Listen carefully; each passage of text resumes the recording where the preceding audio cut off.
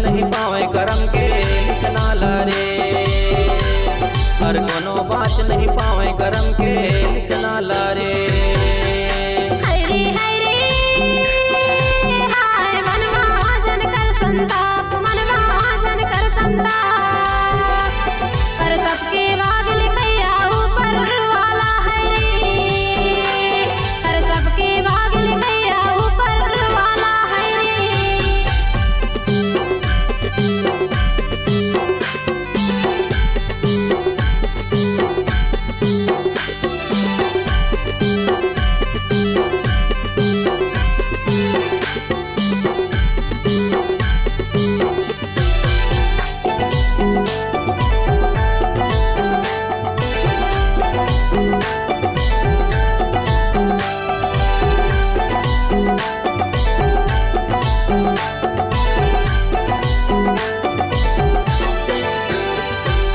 करम के फलहा मिलते संगी जीवन माँ सुख दुख भैया, जीवन माँ सुख दुख।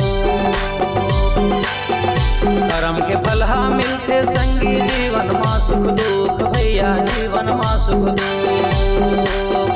ये दुनिया में सबो दुख ले भारी है पुत्र शोक राजा दशरथ महान, और पुत्र वियोग में अपन प्राण लात दे रे, और पुत्र वियोग में अपन प्राण लात दे रे।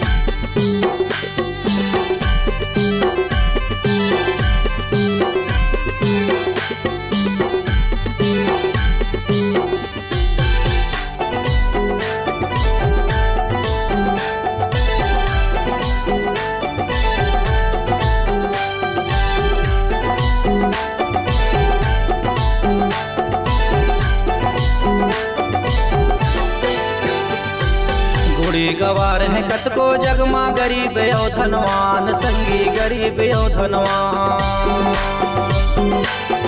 बूढ़ी गवार है कतको जगमा गरीब यो धनवान संगी, गरीब यो धनवान। जीव चराचर सबके बनैया हवे एक भगवान, जन कर ककरो परिहास। हर सिर तुन गई तू संगी एक दिन पछतावे रे, हर सिर तुन गई तू संगी एक दिन पछतावे रे। हरे हरे हाय मन महाजन कर संताप, मन महाजन कर संताप, पर सबके भाग लिखैया ऊपर वाला है रे, पर सबके भाग लिखैया ऊपर वाला है रे। हरे हरे